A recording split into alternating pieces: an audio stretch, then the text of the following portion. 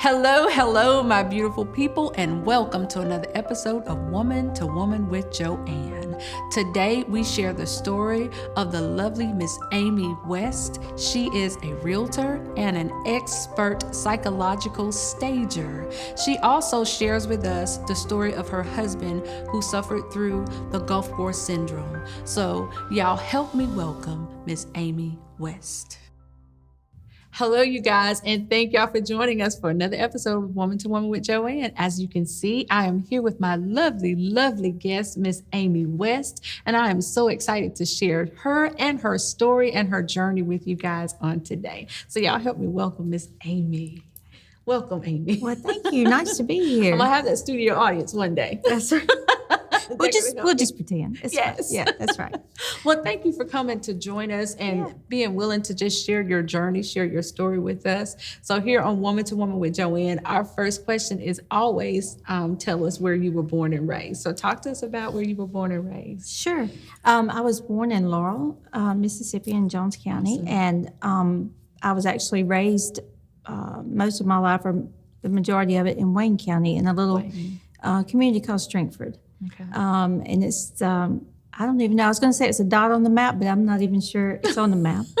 But it was a great place to grow up. Just family all around, and we were all very close. So it was a great place, to grow up. So talk to me about your experience growing up here in Mississippi. What was your experience? Well, we were just, kids. Like I said, we lived way out in the country, and so we had lots of gardens. And so, at school, people would say they went to the beach to get a tan or whatever, and I'm like, well, I went to the pea patch, to get a tan or pick butter beans. So, there was a lot of work involved. It was just how we were raised, but we had a great family. Yeah. And our little community was real small, and our saying was, Stringford was a place where nothing was going on, but there was always something to do. And so we just grew up like that, just making our own entertainment or whatever. And, I wouldn't take that for any, for anything, trade it for anything, because we had a very good work ethic, and that has served me well in my whole life. Awesome. And so many people sleep on having a good work ethic. And I think that really comes from the way you grow up and what's instilled in you as you're growing up. Yeah, I agree. Yeah. I agree because, I saw it lived out. Yes. And when we were working, so was my mother and my daddy, or my grandmother and my grandfather. And so, it was taught, but it was shown. Right. And I think it just instilled in my sisters and my brother and I, that was the way you got ahead in life. That's how you dealt with things. You worked hard and you would get somewhere. Right. And so, that was invaluable, I think, to me. Right. I know. Right. So, Ammie, talk to us about where you went to college. Where did you attend college? Well, I actually, I went first through 12th grade at a little school called Clara, which both my sisters taught there, and actually retired last year. So it was a great little school, and I didn't go straight on to college. Back then, everybody got married right out of school. Yes. So I was 18, and that's what I did. I got married. But over the years, I've taken some college here and there, and that. It's been about 11 years ago, I guess, the Lord laid on my heart to become an accredited stager, home stager. And at that time, I was not anywhere where there was a market. I was not anywhere for that or anything, but I don't know why. I knew that's what I was supposed to do. So I took my courses online and did all that and got my accreditation, and just kind of sat on that for, all those years. Right. Not sure how it was going to be used, but, and I was also a realtor. And so I got my realtor's license. And so that just kind of, it was just a little bit of a hand-in-hand thing. But as far as like graduating from college, I just never had that chance. It was just money, or, I had children or whatever. Right. But I knew the Lord's going to work it out. That's you right. know, Exactly. somehow. Mm-hmm. Exactly. Well, talk to us about being.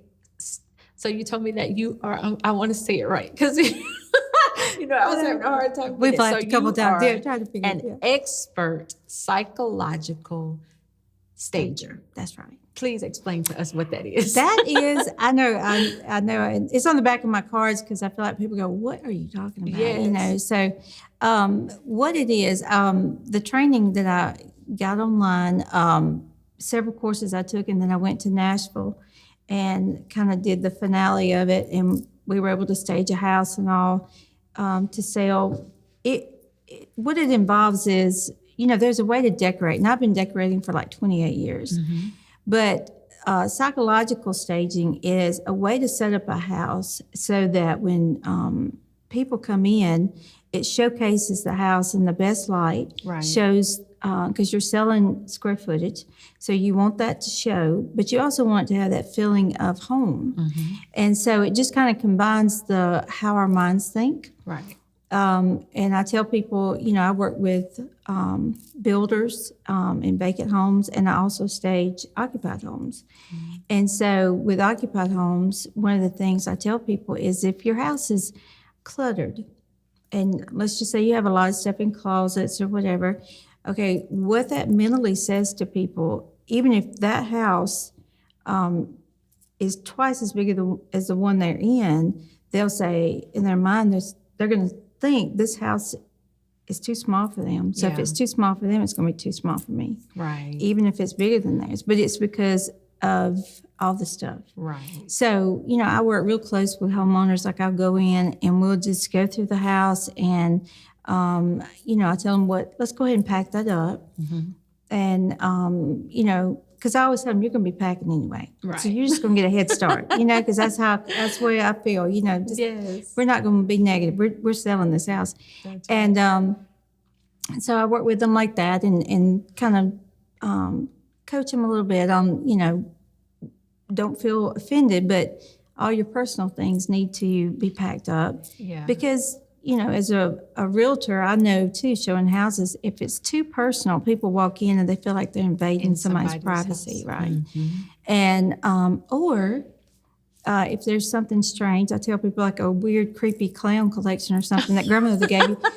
People would just get stuck looking at that, and you're like, hey, that's not staying. Come on, Right. And people are like, yeah, but that's, And so it's just like, let's don't give them any reason Right. to just get stuck somewhere. We want them to move through the house. And that's what, with my staging, I use colors and styles and on-trend things to just pull them all the way through the house. Right. And so it feels complete. And that's part of the psychological. You have to learn how to do that. Right. And so, I loved it.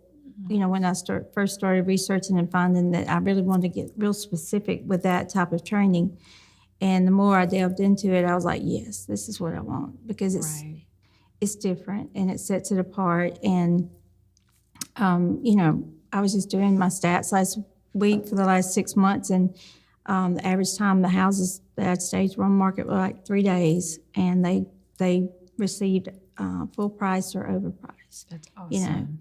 And so that's my goal. I'm very competitive. Like, yes. When people say I need to sell my house, I'm like, you're selling your house. That's right. We're doing this. It is done. So it's done. We're doing it. And so, but it's fun. I enjoy it. I've met so many wonderful people. So, yeah, it's been a blessing, actually, yeah. That is awesome, Ammie. That's awesome. Yeah. So, y'all, we're going to take a short break. We'll be right back with more Woman to Woman with Joanne.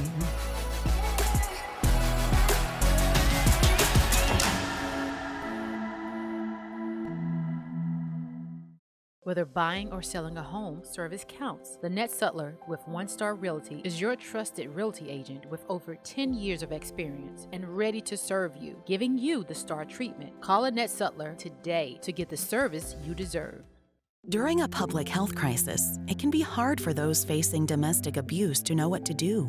Being confined in the same space as an abuser can increase threats to safety, and leaving an abusive relationship during a crisis can be even more difficult than normal. You can help. Ask them how they want to connect and be creative. Be supportive and believe them. Help them think through how to stay safe. Following these tips, you can help victims of domestic violence stay safe during COVID-19. Okay, you guys, we are back and we're still here with the lovely Miss Ammie West. So, Ammie, talk to me. You have been on several TV shows. Talk to me about those shows that you've been on. Well, I actually got to do Lake House Bargain Hunters. I got to stage a house here in Brandon for one of those episodes, and it was really fun. Awesome. It was a lot of work to get done, quickly because they need to come set up, film, and then I had to go back real quickly and tear it all back down. Wow. But it was great. It was a great experience, and I got to talk and kind of work with one of the producers in New York, and so she really got a kick out of our accents and stuff, And she thought that was Everybody kind of loves that Mississippi accent. They do. She thought it was kind of funny, but anyway, so it was a great opportunity, and then I also got to help. As kind of a helper designer kind of thing on a show called Restaurant Impossible. Impossible. That they filmed locally. And so it was in the summer and it was so hot. And but I tell you, Mississippi people are troopers. We were, we worked like, it was great. But you learned a lot, just being on a set like that. It was just really... because we were there for filming and everything, and it was really interesting how all that gets done. Right. We always see the finished product, but to be behind the scenes, that was really interesting. So on Restaurant Impossible, were you staging on there, or you were? Yeah, we were like, I guess, considered like a guest designer. Like we just helped the design team, and so we did a lot of. The work putting everything once it was torn out, coming back and putting it all back together. And so there was like 3 designers that he kept in there at the very end to help finish out, and I was one of those that got to stay. Yeah, but it was a lot of work. It was so much work, and I slept really good after that. Those 2 days, I really did. I was exhausted. Yes. But like I said, it was a great experience, and I'm just thankful I got to do it. Oh, that's awesome. That's awesome. So now I want to kind of move into your story as far as the Gulf War is concerned with your husband and your daughter and all of that. So kind of talk with us about how that started, what you started to notice. I know there's a story being worked on. There are several movies that have been done, but there's also a story that's been worked on now called the Ammie West story, right? And you said it's called Purple Heart Babies. Purple Heart Babies. So will you kind of talk to us about that experience and how it started and all of that? Yeah, my husband served in Desert Storm with the 624th Quartermaster Unit and out of Waynesboro, and when he got back, I became pregnant with our oldest daughter, and when she was born, she had like a lot of lung issues and different things, and I was a new mom, and I didn't really think anything like was wrong. I just thought it was just one of those things that happened, and so I happened 3 other ladies that their husbands had served with mine were also pregnant, and so in the back of my mind, I just thought, I'm just going to keep up with them too. Right. And so when they had their babies, all 3 were sick, very sick, and had really different odd things happening. And so, at the time I worked at a bank, and so during the day I was a bank teller, and at night I was an investigator. Right. And so I just had like a little book and a notebook, and I just kept up. I would call different people in his unit and say, if you had any issues, or if you as a soldier that served, or as your child. And so I just started keeping a log of everything. Right. And what I did was I found that there had been 13 babies born since they had gotten back, and all 13 had had some serious things that had happened. And so I called the office of Sonny Montgomery, and I just talked to one of his representatives, and I said, we need some help. I've got all this information, and I need somebody to help me figure out why it's this way. Right. And if it's affecting anybody else like this. And so that's just kind of how I started the journey on that. And come to find out there was a lot. Yeah. A lot of people. We're dealing with not only the Gulf War syndrome, but the children were also affected. Definitely. And so we did the Today Show. We did, I don't know how many documentaries, and all the news medias, they came, and we did interviews, and it was Time Magazine and Ladies Home Journal, and there's just a lot of, at that time, media coverage of it, and it was just shocking to find out like how many were affected. Right. And I just felt like as a mom, I was my daughter's voice, and I needed to do whatever I could Right. to figure out what was wrong. Right. Yeah. So talk to me about the symptoms and the things that were happening that made you suspect something was going on with your husband that had to deal with this Gulf War syndrome. Well, he did start out at that time. He had like some really strange rashes and different things like that. And I had read his discharge papers and realized that they were asking a lot of the questions of ailments that he was experiencing and some of the guys in the unit were experiencing, and women also that was serving. And so I just decided to just keep asking questions and finding out more and more that there were lots of people affected the same way. And so we had a congressional hearing in Meridian, and I was able to testify at that, and soldiers came along and they testified with me about their experience. And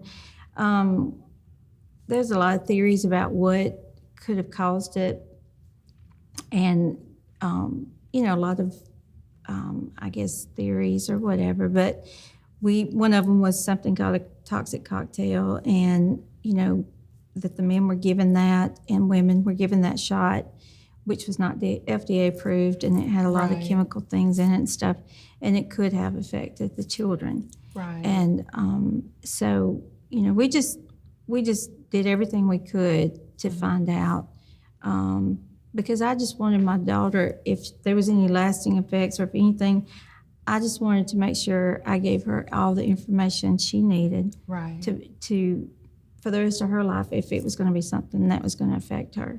Right. And so that was kind of my goal and my drive Yeah. for that whole thing. Right. Okay. So when we come back, we'll talk a little bit more about that, and then we'll just wrap up. All right, sounds good. All right, you guys, we're going to take another short break. We will be right back with more Woman to Woman with Joanne.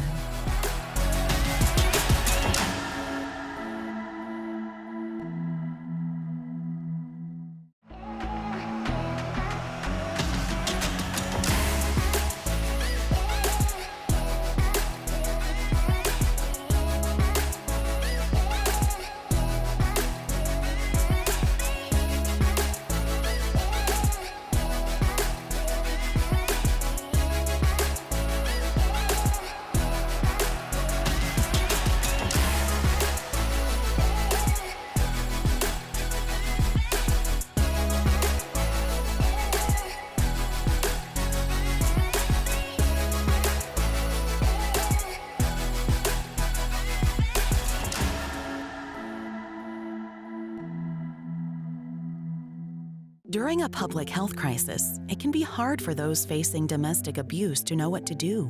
Being confined in the same space as an abuser can increase threats to safety, and leaving an abusive relationship during a crisis can be even more difficult than normal. You can help. Ask them how they want to connect and be creative. Be supportive and believe them. Help them think through how to stay safe. Following these tips, you can help victims of domestic violence stay safe during COVID-19. Whether buying or selling a home, service counts. Lynette Sutler with One Star Realty is your trusted realty agent with over 10 years of experience and ready to serve you, giving you the star treatment. Call Lynette Sutler today to get the service you deserve. Okay, you guys, we are back, and we're still here with the lovely Miss Ammie West. So, Ammie, kind of talk with us about your husband and your daughter. How are they doing now? They are actually doing really well. My daughter, she did struggle quite a bit as a child with a lot of breathing issues and stuff, but she finally, kind of grew out of it and was able to pretty much lead a normal life. And in 1996, I think it was, my husband was diagnosed with a rare liver disease. And so eventually he'll have to have a transplant. And of course, there's no proven anything was tied to that. But, they did say it was just a very odd thing. Right. And it was very rare. But right now he's doing really well. Right. Yeah. Awesome. That's awesome. So talk with us about, I know we were talking earlier and you were telling me that somebody else is trying to redo the Ammie West story. So kind of talk with us about your story and why she thinks it's still important to kind of dig deeper and share your story, your journey. Actually, initially, Warner Brothers had contacted us and wrote our story. And this was like in 94, maybe 95. And they wrote, the story about starting the process of trying to find more information about what all had happened and what was going on. And HBO did the same thing. And so HBO kind of beat Warner Brothers to the punch and released theirs first. So Warner Brothers just kind of backed off. Right. And actually, the one that HBO did, it's Thanks of a Grateful Nation. It does have someone in there portraying me as I did my testimony when I testified at the congressional hearing. And so the actress just kind of portrays that and tells, kind of word for word what I said at the trial. Right. And so at the hearing, I'm sorry, not trial, but and then I think there was another one, Gulf War, that may have a scene like that also, about my testimony. But this screenwriter, after all that, she contacted us and she said, I know that they've really done those two things, but I'd like to try again and it be just your story. Right. And she said, would you allow me to do that? And I said, absolutely. And so she wrote our story and sent me the script and I read it. And she had typed it out as, the Ammie West story, Purple Heart Babies. And I love that, because it was about the children. And so she, tried to get it produced or several times and took it different places and different people. And, they were like, well, it's real controversial and we're not really sure we want to do that. And so anyway, we just kind of put it on the shelf and honestly, I had not talked to her probably in 20 years. Wow. And last year, out of the blue, I received an email from her, and she said, Ammie, I just wanted you to know that, of course, she's a screenwriter, so she writes plays and movies and all kind of stuff. And she said, I was lying in bed yesterday morning, and she said, I heard a very audible voice say, the Ammie West story, you need to reread that. Again. You need to read it again. And she said, and it was such a forceful thing, I sat straight up in the bed and thought, where's that script? And so she said, it was like 9 computers ago. And so she said it took her a while to find it, and but she was actually able to find it and format it into something that she could print off again. And so she said, I tweaked it and did a few things. And so now she's currently taking it around to different producers trying to get it produced. And, I told her, I said, look, if it's supposed to be, the Lord will work that out. And if it's not, it's okay too. That's right. And so I said, she said, well, I just don't want you to get your hopes up. I said, look, I promise you, I'm fine with that. If it's what the Lord wants, it'll happen. And I'm not worried about that one bit. That's awesome. So we keep up with each other, and she'll send me little things, like, well, they weren't interested, but I got a really good lead here, and, like that. So she's just kind of kept me up with it. And so the last correspondence we had, she said that a producer seemed very interested, and she would let me know. Awesome. Well, we'll be looking forward to seeing the Ammie West story on the screen soon. Yeah, maybe. You never know. You never know. Yeah. Well, Ammie, with everything that you've gone through, what advice would you give to a young lady who, has been maybe dealing with some of the things that, that are having to do with being at war or the Desert Storm or anything like that? What advice do you have if they have a story to tell or anything like that? What advice would you give? Well, I would say just don't be afraid. I think fear keeps people from doing, even pursuing things like that they feel like they should be doing. Yeah. And I won't lie and tell you that wasn't a scary time. It was extremely frightening. And the more I dug and found out, the scarier it got. Yeah. But, it was just something in me clicked when I became a mom. I was like, I'm going for it. I mean, what's the worst that can happen? Right. They can tell me no or whatever, but I wasn't going to stop. Right. And, and I remember somebody telling me, Ammie, you're from this small town. Nobody's going to listen to you. Mm-hmm. And I said, you're probably right. Right. But what if they would? Right. And so that was kind of my mindset. Mm-hmm. And I don't know where that came from. I guess the Lord or becoming a mom, it just, something shifted in my brain and my emotions or whatever. And I had somebody to fight for, and I was doing it. I was doing it. I was all in, and for my husband also. And so I would just tell, if you're faced with something like that, just don't let fear stop you. Mm-hmm. There's a saying that says, feel the fear and do it anyway. That's right. And so you just sometimes have to look stuff head on and say, yeah, that scares me. It scares me a lot. Mm-hmm. But that's just fear.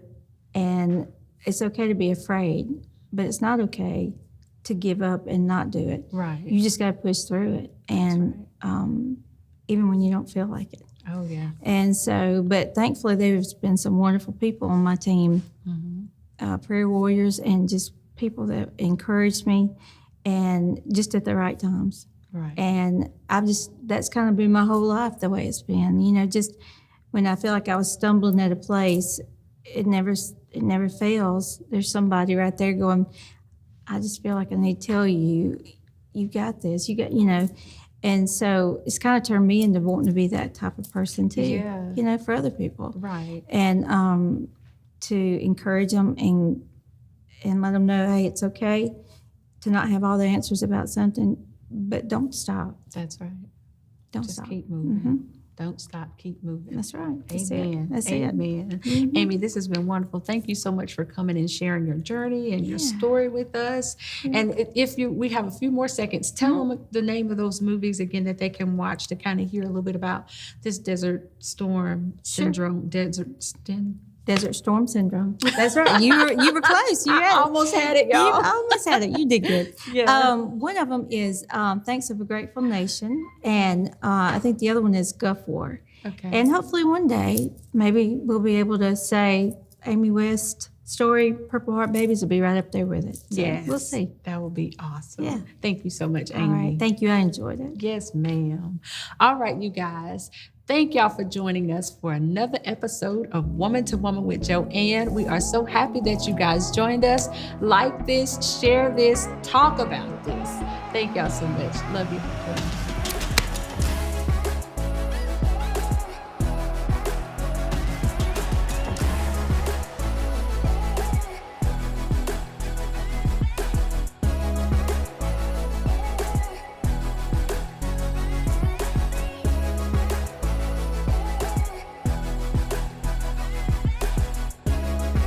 If you would like to be a guest on the show, or if you'd like to sponsor an episode, please reach out to us. You can email us at joanne@womantowomanwithjoanne.com.